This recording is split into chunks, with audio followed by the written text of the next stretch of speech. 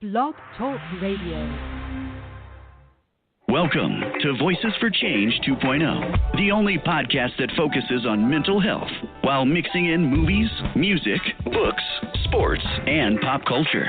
Here are your hosts, Rebecca and Joe Lombardo.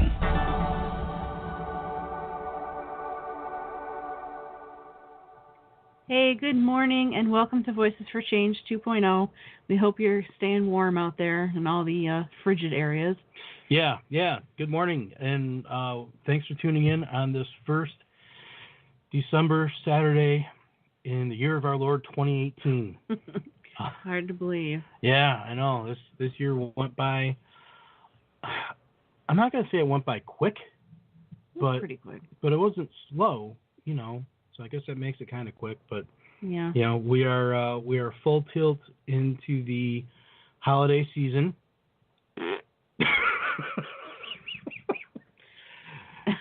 Ladies and gentlemen, my wife.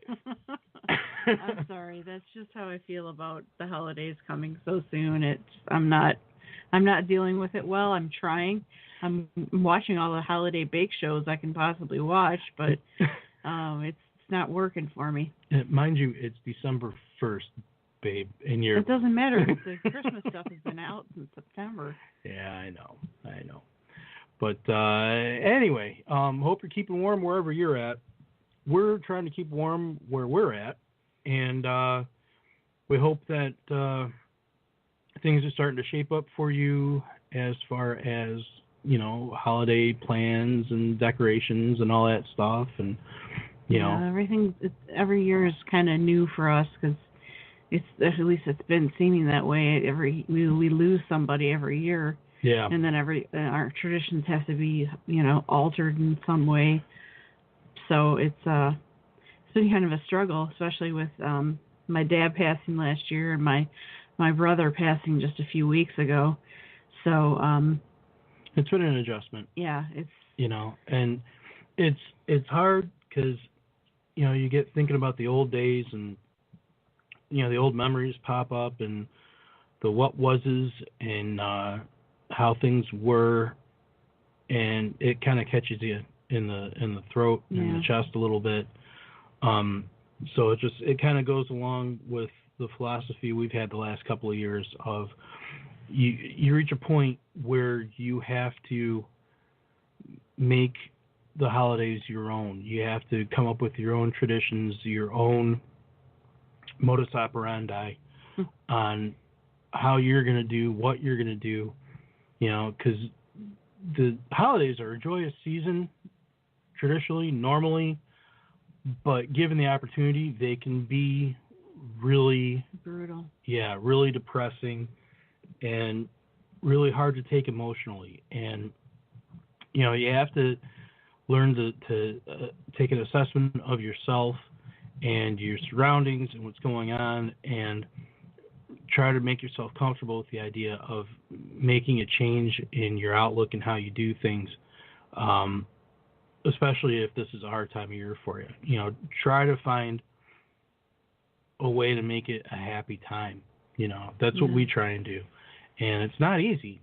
You know, it certainly is not easy, but if you do it, you know, you take a little bit of control back in your life and you find a purpose in it, you know.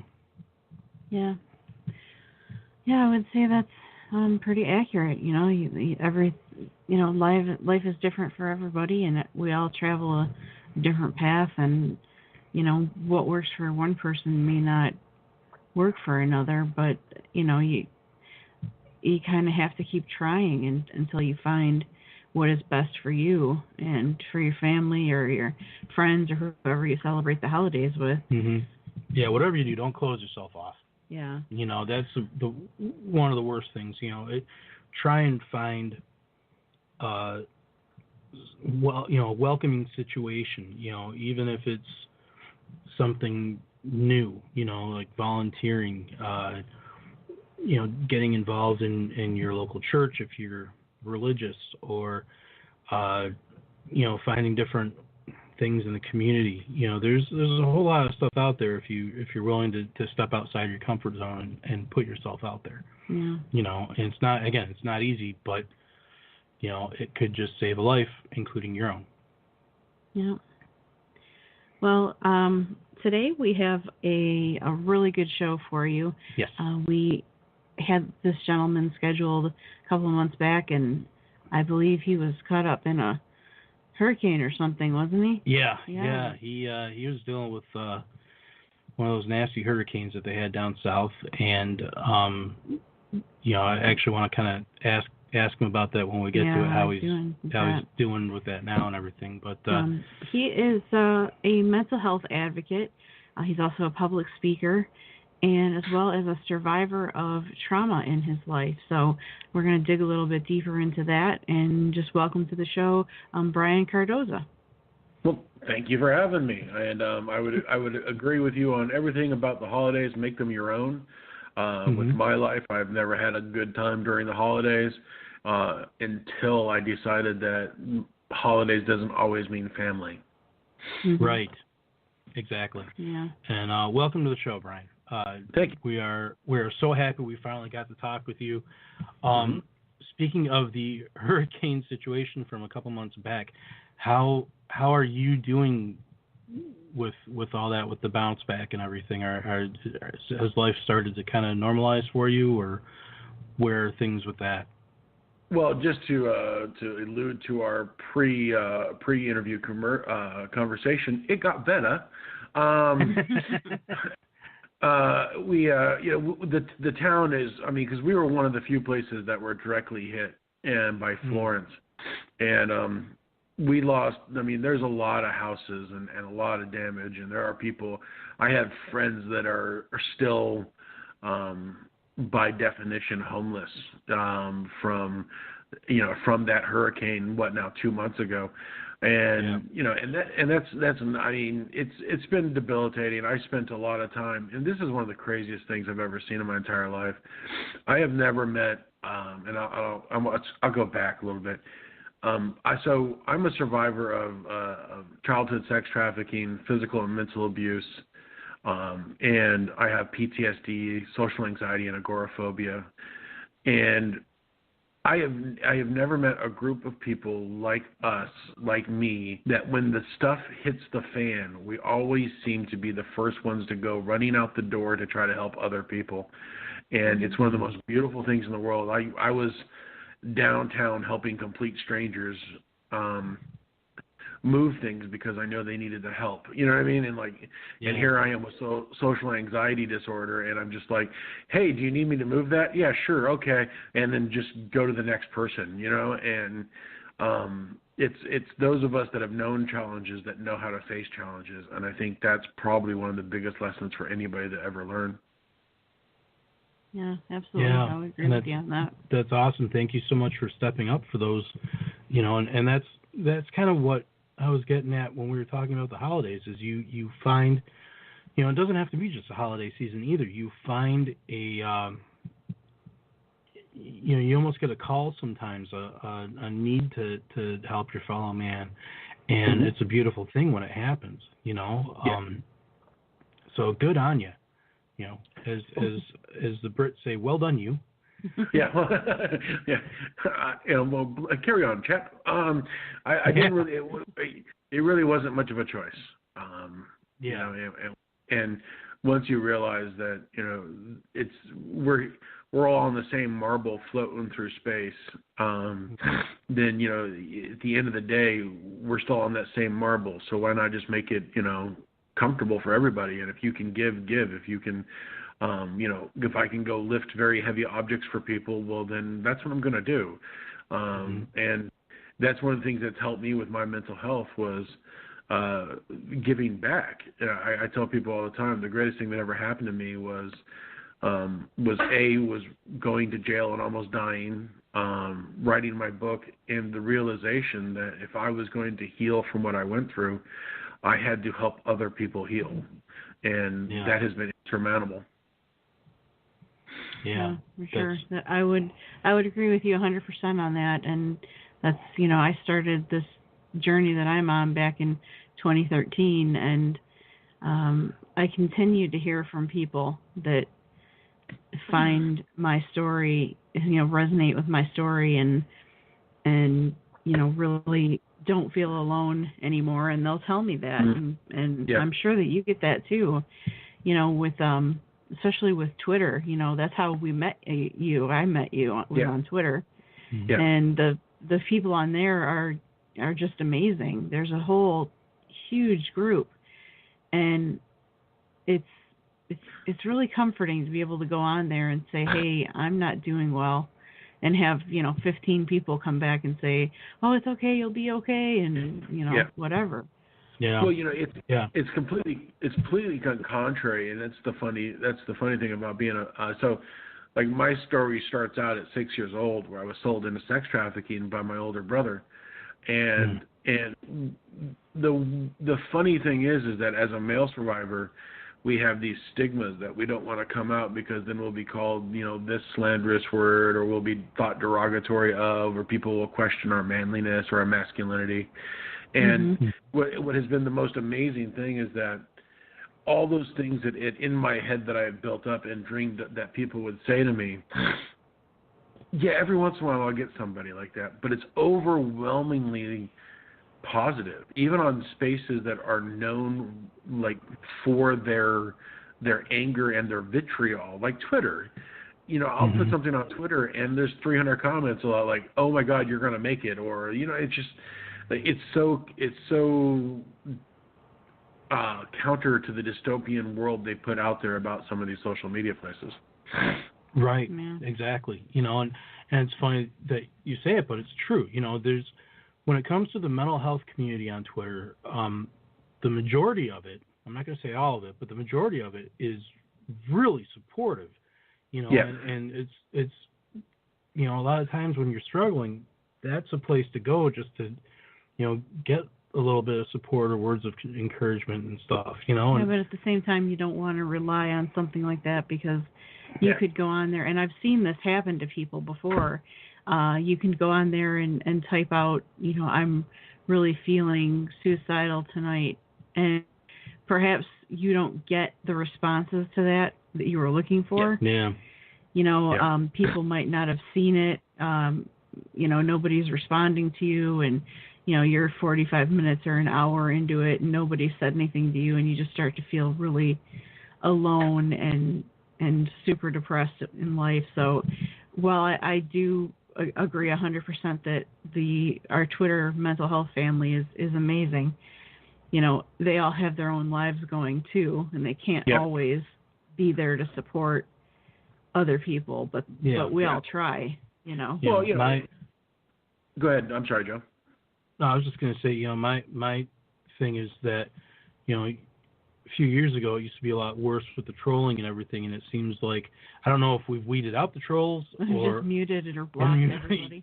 Yeah, but it really seems to die down and turned more into, when people comment, it's a positive experience. Yeah. That's all I was getting at. Yeah, I would agree with you there. Yeah, absolutely. But I think one of the main things that people need to put into their mind when they're talking about any kind of mental health support or any kind of mental health programs is that we have to temper our expectations. We grew up in this microwave society where if I want a 10-pound turkey, I put it in the microwave for 30 minutes and it comes out golden brown, which is a lie, but that's what they say. And so we get used to this instantaneous gratification, and people start a mental health program, and as an advocate and a certified peer support specialist, you get that a lot. You get people that will say things like, well, I've been doing this for 4 months, and it's just like, okay, well, that was just 4 months. We got to do this for the rest of your life. You know what I mean? Like, and we got to temper our expectations of what we see, and have a firm grip in reality of that. It's like me trying to lose the weight that I've put on for the last 5 years. I'm not going to lose it in 3 months. It took me 5 years to put on. So we have to temper our expectations of what we can expect from certain things. But that doesn't mean that the overall binding lesson of you can recover and get better is still a stalwart through the entire program from day 1 to day 5,000. Mm-hmm. Yeah. Yeah, and talking about expectation, a a mantra that I've had for, 20 plus years now is if you don't expect too much, you won't be disappointed. And I think that's sometimes where some of our failings come in is, you get a situation where you expect so much out of it and then it doesn't go the way you hoped. So you expect other people to be as good-hearted as you are. Yeah, and that doesn't always happen. So invariably you end up being disappointed. But if you get involved in a thing and you don't expect too much out of it, if it goes south, no harm, no foul. And if it goes great, well, then that's awesome, But that can have a direct impact on your happiness, Well, that's one of the things that I work on. That's one of the things I work on with my PSS clients or with other fellow survivors is and it always seems to blow them away at first, but then all of a sudden when what we talked about comes true, they're just like, thank God. And one of the things I tell people is that let's have a reaction plan to when you relapse or when you backstep. Let's have a plan for that. And people are always like, well, don't you supposed to, like, yes, you plan for the best, and you really want to make sure that you do that. But let's have a plan for when the relapse happens, or let's have a plan when your anxiety goes through the roof, so that when we get into those situations, we can say to ourselves, oh, whoa, I have a plan, and all I have to do now is just follow this plan, and it'll pull me back out of it. And it pulls people off of the hook of relapsing. It pulls people off of the hook and the guilt of being like, oh, I shouldn't have done that. No, we knew it was going to happen. You don't have, out of 362 days of the year, you don't have 362 great ones. You have maybe 275, and then you have 75 kind of okay ones, and then you have, so if you don't have a plan for those days, they will catch you off guard, and then you can spiral. And so I always try to make sure everybody I work with knows that it's okay to have a relapse. It's okay to have a bad day. As a matter of fact, it's expected. So let's have a plan for those when those happen. Yep. Or in the world of the Boy Scouts of America, be prepared. Be prepared. Yep. Follow trustworthy. Yeah. Yeah. But yeah, I mean that's a great, a great thing to have in mind and consider and be mindful of is having a backup plan, having, being prepared for when you've got a bad day so that it doesn't spiral into a week, into a month, into a year. Exactly. It's like the saying, it's just a bad day, not a bad life. Yep. Yep. Well, and that's one of the things that helped me through everything, Joe and Rebecca, was I came up with this thing called bad math. And I'm a very linear thinker. And so when I looked at my life through that bad math spectrum, I realized that I couldn't let a limited amount of time affect a possible 76 years of life. So now, does that mean that time didn't happen? No, it means it absolutely did. But it does mean that I no longer am going to allow myself the power of thinking that time was greater than the next 76 years. And that's one of the things that helped me out a lot was realizing that they did happen, and I can't change the fact that my family sold me into sex trafficking. I can't change the fact that I was beaten. I can't change the fact that I almost froze to death in the streets of Anchorage, Alaska. You know what I mean? Like, I can't focus on those. Those did happen, but I can't focus on them. I have to think about what I can do going forward.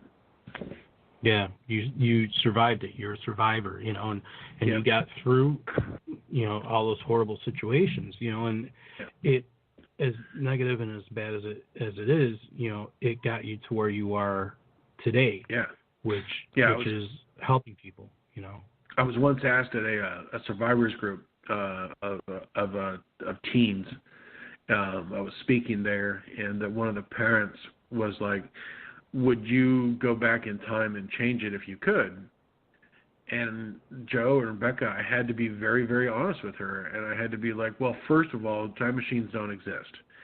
So I am not going to get into the concept of what if. So I will say I wouldn't go back in time and change it because of who I am now I'm very proud of. and who and part of why I'm so proud of is because of what I have overcome and I have achieved in direct contradiction to what was told I would achieve. And if that hadn't happened, I wouldn't be who I am. Yeah. Mm-hmm. Yeah, that's a solid answer. You know, that really is. It's, you know, you kind of wonder, it's like, you know, like you hear people say all the time, well, I'd go back in time and I'd kill baby Hitler and all this stuff. Yeah. And it's like, well, you know, you're wasting your time. Think about what you just said. You know? Yeah. Well, and you're wasting your time thinking about what ifs and what could haves. And for mental health, in my regards, Joe and Rebecca, that's the worst thing in the world for me to do. Is I get onto the what ifs and what could haves, and I will spiral for months. You know, I just wrote the article for the Good Men Project. In 2017, I was on a campus with an active gunman. He didn't become an active shooter, but an active gunman on campus. And I was sitting there with 14 other people waiting to die at any point in time. And the realization of that in that moment, nothing that what I had ever thought about what I could have or what I should have done was germane in that moment. So I would rather just worry about what I can do. Yeah, that makes sense. Mm-hmm. Well, we are to take our first break here. Yep. Okay. So we'll be playing Blake MacIver, It Gets Better. We'll see you on the other side. Yep. I got better.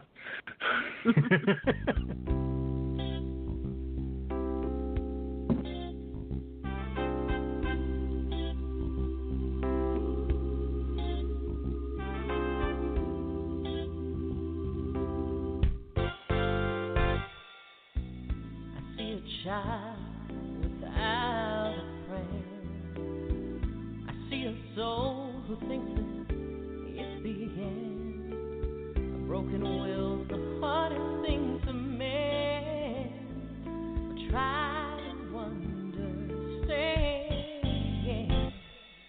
I know you're hurting. I can see your pain. But you've got a future where there's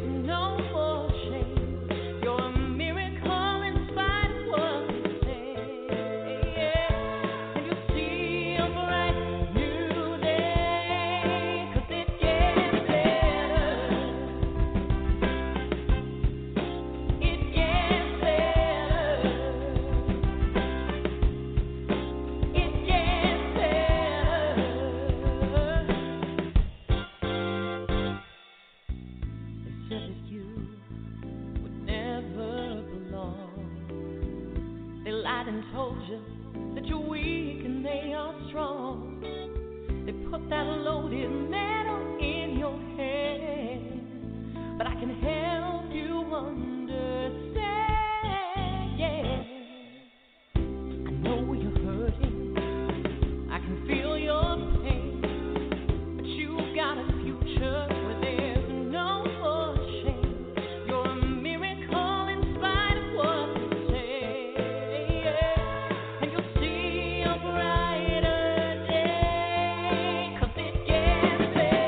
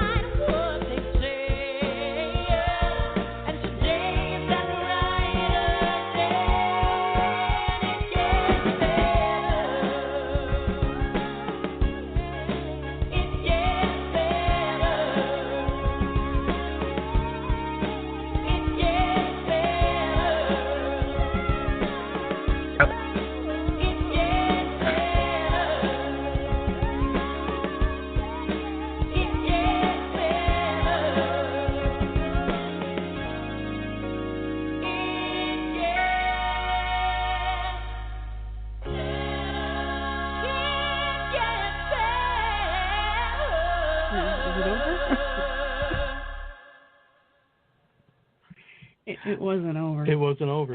Oh, that's live radio show here, folks. Yep. That's what happened. Thanks for tuning in to Voices for Change 2.0. Hope you guys can hear us, because right now it says poor network connection on our computer. That's fantastic. That's awesome. That's some good stuff there. Thank you, AT&T. Oh, You're a quality company. We're gonna get sued. Yeah. And you know what? If they want to bump up our strength, I'll talk nicely about them. But until then, not so much. That's right.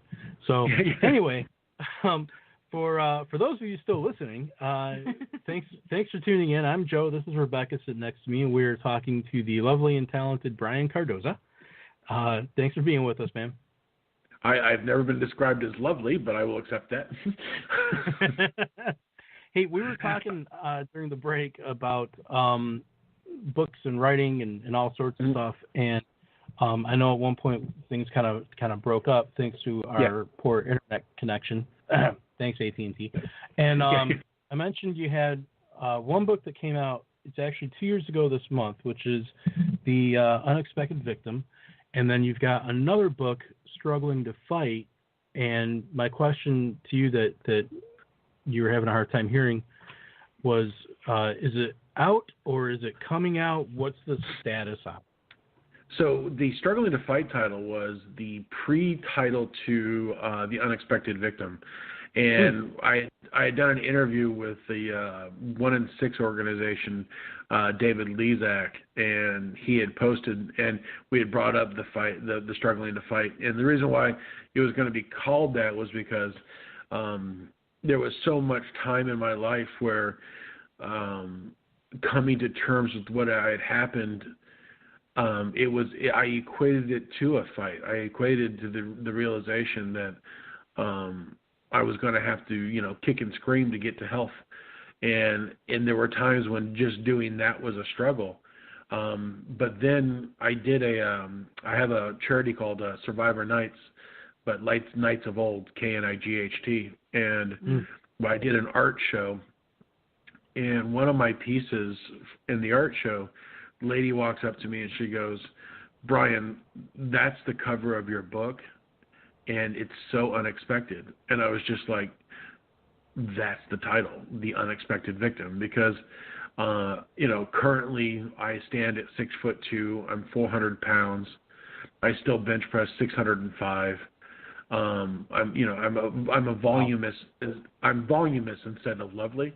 So like I'm a large human being, and when I go on stage and talk to people, Joe and Rebecca, and they find out I'm the sex abuse survivor, nobody looks at me like, oh my God, he was 6 years old at one point in time. They all just look at me and go, no way. You know what I mean?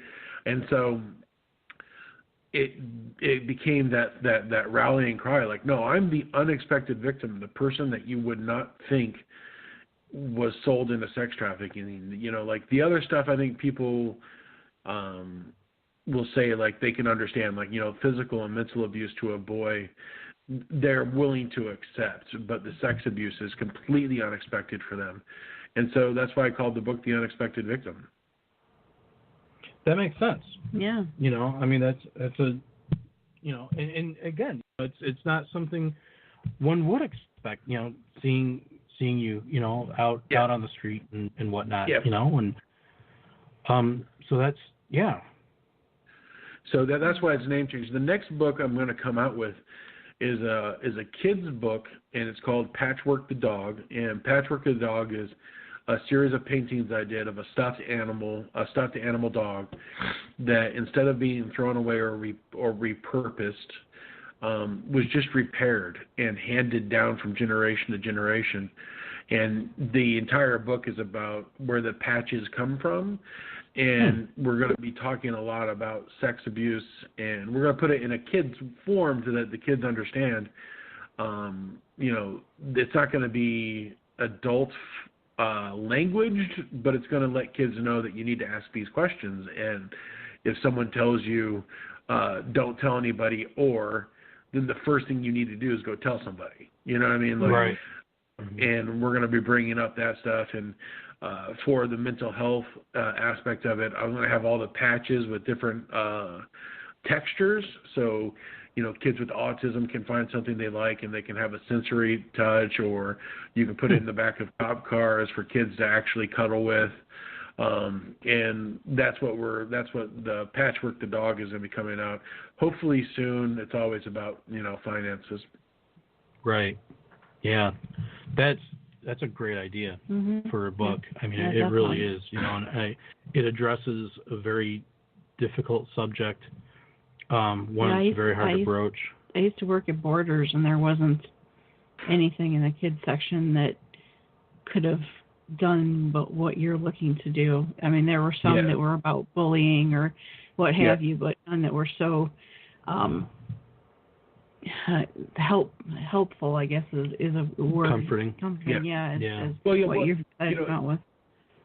I'm sorry, Rebecca, I didn't mean to cut you off. No problem, go right ahead. Well, there are so many things out there that and it's always a horrendous story, and it's not foul language, so I know we're on the radio, but it's a horrendous story, and it's a story that I heard recently in the advocacy groups.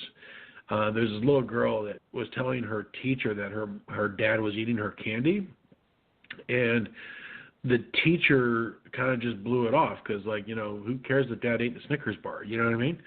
Right. Until it later came out that her parents had taught her that her private parts were called candy. And here was a little girl who was being incredibly brave and reporting it to somebody, and then that person was blowing it off because they didn't know what the nomenclature in that house was. And so if kids are taught the right things, if kids are taught the actual names to things and told you don't keep these secrets, if somebody's doing this, you need to tell somebody, then that's something that we can stop once. And we know in the recovery world that the sooner into therapy, the sooner into recovery. And so whereas that child had been completely 100% probably one of the biggest BAs on the planet, she kept getting shut down because she was using the wrong words. And we need to teach our children the right words, and so that when they do report, it goes someplace. Yeah. Yeah. Yeah, that's a key thing, and wow, I just have no words for the story you just told. Yeah. About that's it. And I'm sorry for anybody that is listening that may have triggered. I always recommend that if you need help and it's immediate, call 911, or you can call RAIN if you're feeling triggered for something. And I'm sorry to unleash that story on the populace, but the reality is that if we don't start talking about those very real stories, then we're giving perpetrators the shadows to live in. And I want to expose everything to the light. Exactly. No, I don't have a problem with the fact that you told the story at all. Again, getting the word out, our hashtag is Keep Talking MH, and that falls squarely under it. It's just it takes you aback, hearing a story like that, and I hope the little girl is, getting the help she needs now, Well, the first part of figuring out this whole landscape with, traumatic abuse and everything is education, and we all know that. We realize that we need to keep talking and keep people informed and everything. But Brian, for you, what do you think we as a society need to do going forward to help people that have been victims? Well, this is all right. So this is going to sound really, really easy, but by how easy it sounds, you should be able to be like, oh no, wait. I think what we need to do, especially in the sex abuse genre, is we need to make sure that people understand that this is not a gender biased crime, that this is a crime against humanity. And I think as long as God, I don't want to sound really political, but it really does boil down to that. As long as old white men in politics can still say it's a little girl's problem or it's a woman's problem, they will continue to do nothing about it, and we will still have the entire problem with the statute of limitation laws, and we'll have the issues of men not being able to find places for them to go because the funding isn't there. And it may actually increase if we get more awareness out there. Men may come forward more, and so what we need to do is we need to make sure we need to reframe it from a women's issue into a humanitarian issue, and then we need to have more conversations about it. We need to have these conversations that we're having right now on a more regular basis, and where they explain that and it's really kind of sad that I have to say this, Rebecca and Joe, and it really just annoys me because people are always like, you're so brave. It's not brave for me to say that we shouldn't rape each other. You know what I mean? It's really sad I have to say that, Exactly. And we need to have those conversations. We need to acknowledge that there are females out there that are rape perpetrators. We need to admit that on both sides there's issues. Now, granted, the lion's share of sex abuse comes from men, and that's just the truth. But we need to make sure that all survivors are being listened to, and they have a place to be safe to open and discuss these issues. Exactly. And exactly. Really quick, if I could just ask you, Brian, where or how you were a certified peer specialist. I'm curious about that. Yeah, so as a state in North Carolina, I went through the Wellness City training programs, got 76 hours or something in the training for PSS, for peer support, and then for the state of North Carolina, if you send in your credentials, your certifications, letters of reference, all these things to the state, it goes through UNC, I think, the University of North Carolina, and then you become state certified. Oh wow, that's pretty... a lot more. There's a lot more to it than I thought there would be. Yeah, that's pretty cool. Oh my goodness, mm-hmm. yeah. And it's worth the program. Down here in the South, and where I'm at, it's not a very utilized program, so I'm having a hard time finding employment. But I'm from the old school where, if you can't find a job, you create one, Yeah. So I've been doing my advocacy through Facebook Live on my Survivors Helping Survivors series, doing my traveling art show, stuff like that, and helping people as much as humanly possible. I'm doing it for free, but when something I feel is as valuable as this, I think if I charged something for it, sometimes I feel like I would be Exploiting degrading people. Yeah, and I don't want to do that. I never want to be famous because I'm a sex abuse survivor. And I don't want to make other people. I don't want other people to feel like that's how I got famous. If you buy my paintings and you love my paintings, well then I'm, that's a different world. So right. I do love your paintings, by the way. What's that? I do love your paintings, by the way. Thank you. They're all cheap. But I try to, yes, granted, should I get paid to do some of the stuff I do? But yes, would I like to get paid for some of the stuff I do? Yes. Do I want to make demonstrable amounts of money for it? No, because I just don't think it would. I think it would devalue what I do. Mm-hmm. Understandably. Mm-hmm. Really quick, because you mentioned it previously, and I stumbled across it doing research on you. Would you tell us about the website 1in6.org? Yeah, so 1in6.org was started by Jason Lepore and David Lezak, and it is a direct website to help male survivors come forward from sex abuse. Because I don't know if you know or if your audience knows, but it's 1 in 4 girls and 1 in 6 boys. And for the longest time, the number that everybody just talked about was the 1 in 4 girls. So Jason Lepore and David Lezak started the 1 in 6 organization, And what they do is they help out, and if you go to them, they refer you to RAIN, or they refer you to client counseling areas in your area.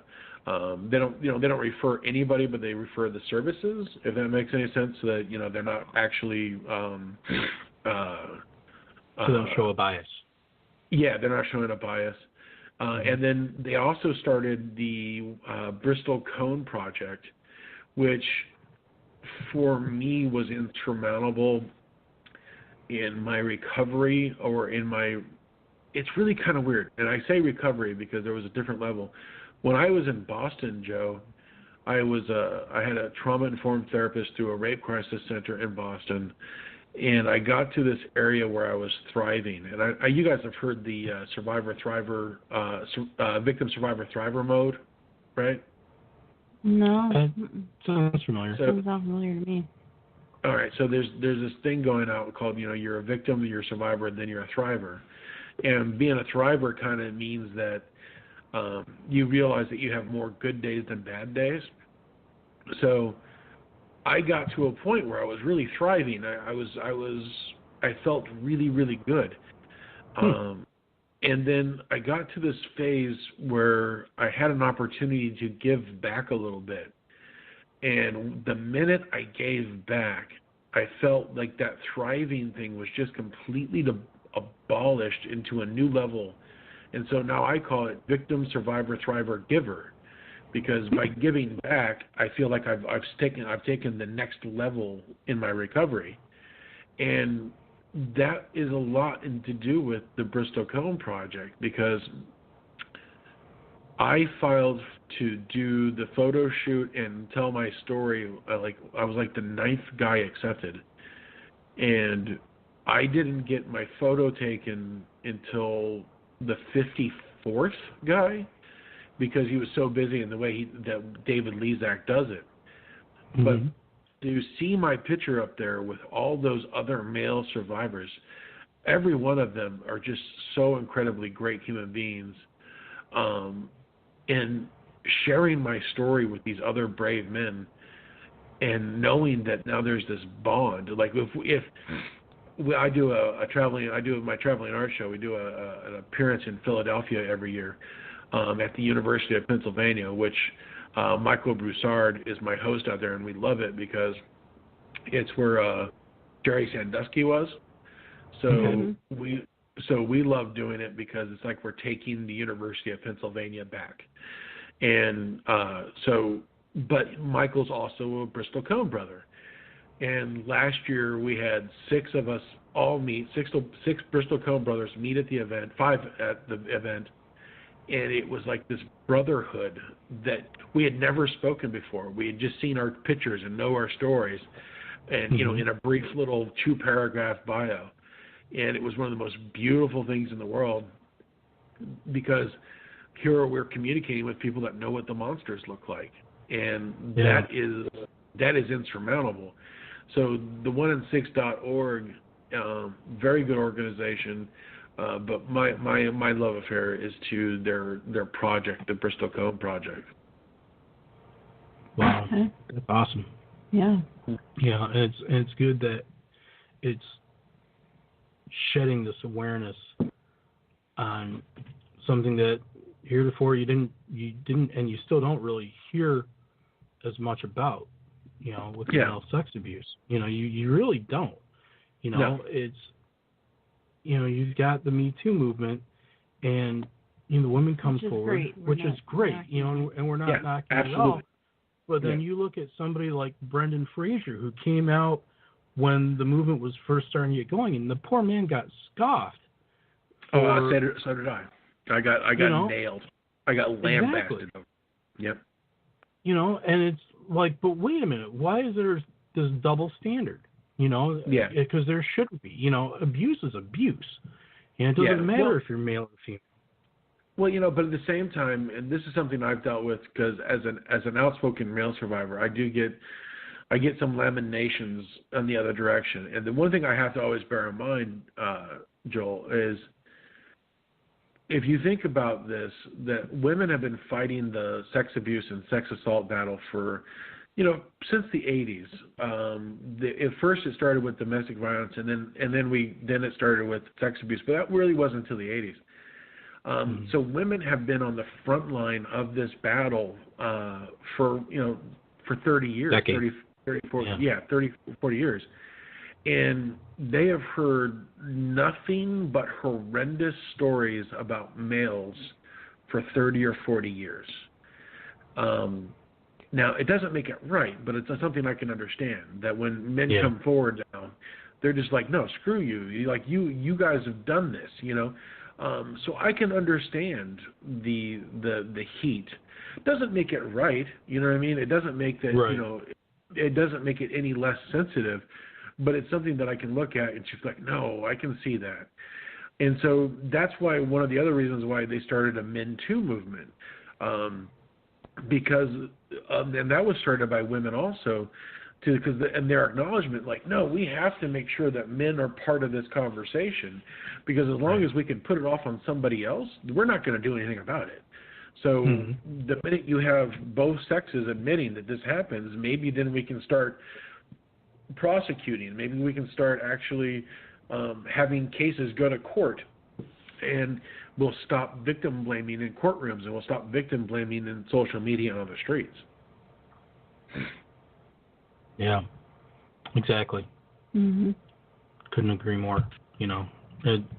Things, no matter what, things definitely need to change. And, we've seen it the last couple of years politically with, different candidates that have come out, and you hear about the different allegations that they've come across, I'm trying to form my thought. And you're talking too quietly, though, I think. That's what I'm trying to tell you. Oh, okay. I'm sorry. Ladies and gentlemen, the inside of a marriage. Pow. I got better. But, it got better. But yeah, it's there are people, like I think back on a person that ran for office like Roy Moore that had the sexual allegations against him, but still had all the support, especially from a certain and it's like, okay, you guys need to learn to set aside the party and look at the humanity of all this. How can you support somebody like that? And it keeps going on. And, the conversation needs to change and needs to be addressed, and change needs to happen. And I think, it's like anything else with talking about different aspects of mental health, is the more this subject gets talked about and dragged into the light and shown before, the masses, these people are uncomfortable. Well, they damn well should be, because they need to be made to understand that what you're doing is wrong. Yep. So. Well, it's locally. Locally, I broke party lines. I voted for a Republican, and I know the Republican. He's now our new sheriff. Because when I spoke with him, he didn't have any racial policies, but mostly Rebecca and Joe, when we brought up rape statistics and rape survivors, he would tell stories of what the previous administration would do to rape survivors, and he had tears in his eyes. And I was just like, here's a guy that knows that this needs to stop. And I don't care what he's a Republican. I don't care if he's a Democrat. I care that he puts humanity first, and that's what he wants to solve. And and that's what we need. We need to have people that are I'll never forget, because I was at his house and we were talking, and he was about in tears, and I was just like, I'm so glad to see you in tears. And his wife and everybody were just like, what? And I was just like, because that means you care. And you could see it, that hit him. He was just like, yeah. I was like, yeah, so let's put an end to this. So, and that's who we need to have in office, people that actually care. It doesn't. Personally, I don't care if you're a Republican, Democrat, Independent, Green Party from Pluto. If you care about humanity, I will listen to what you have to say. Yeah. And that's a key thing is, a lot of people just look at the dollars and cents of things, but they don't consider the impact that decisions being made are having on the common person. Every time I hear about something going on with them, for example, wanting to cut Social Security or privatize it or some other cockamamie thing, it's the first thing I think of is my wife, and the second thing I think of is my mother, because they're both on Social Security, and that directly impacts both of them.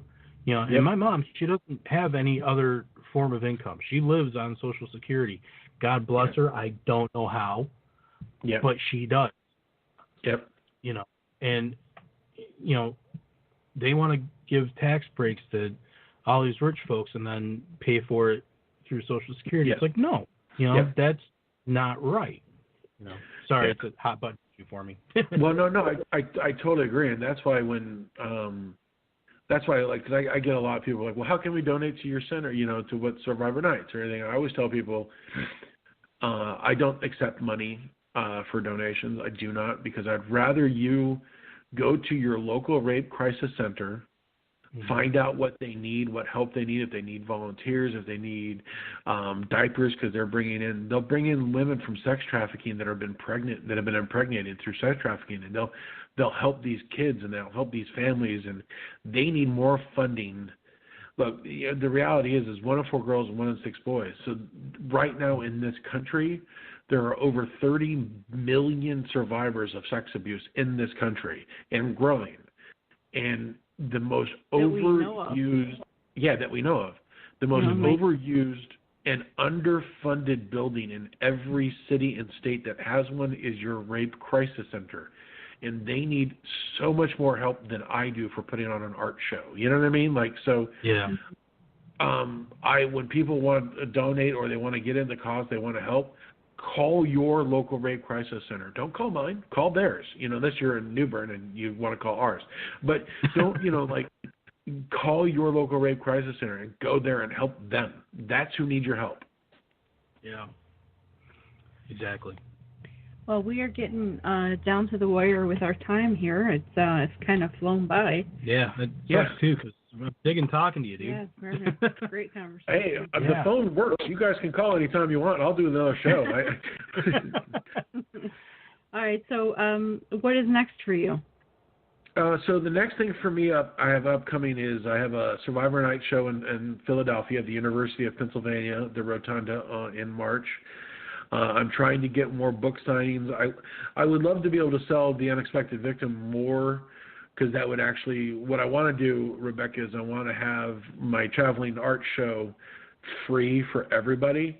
And if I make enough money with selling the book, then I can travel and speak at these events for free. So that's kind of the goal with the book. The book sales, hopefully the Patchwork the Pup will be coming out. And currently, that's about it. Just more speaking engagements, more podcasts. I have a episode of Survivors Helping Survivors today at 12 to 1 with Joe Potosi on Facebook Live. And that's about it. Wow.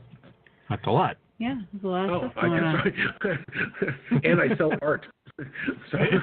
Yeah, there's that. Yeah, can't forget about that. Yeah, follow you on Instagram.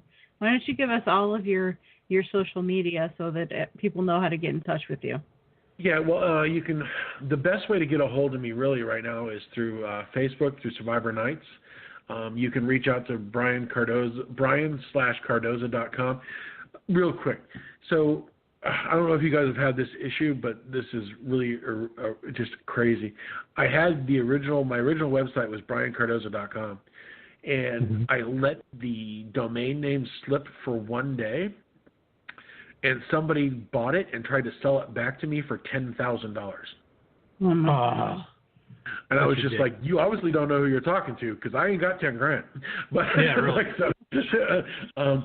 So I ended up having to change it to Brian/Cardoza.com. You can go on there. You can find me there. You can find me on Twitter, Brian Cardoza. You can find me on Instagram, Brian Cardoza. And the joking but truthful is you can even find me on Plenty of Fish, the dating site, Brian Cardoza. So I don't have much of imagination when it comes to names. It's all right, though, but Yeah. I'm pretty sure I'm not going to look for it on Plenty of Fish. No, we'll pass on that one. I'll pass on that one. Again, you're a handsome man, but no. Yeah, we're good. We're good. Yeah. You and me, bud. But yeah, absolutely with the Instagram and the Twitter and the Facebook.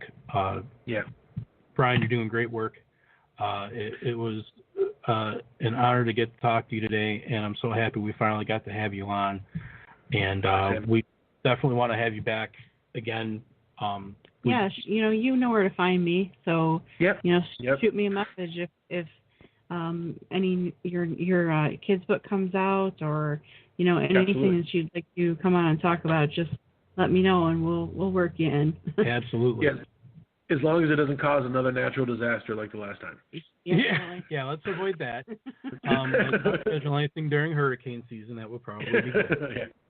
Yeah. All right, well, stay on the line, and we'll be with you in just a second. Yep. We're going to finish out the show with What Love Is All About from Carly Robin Green. Oh.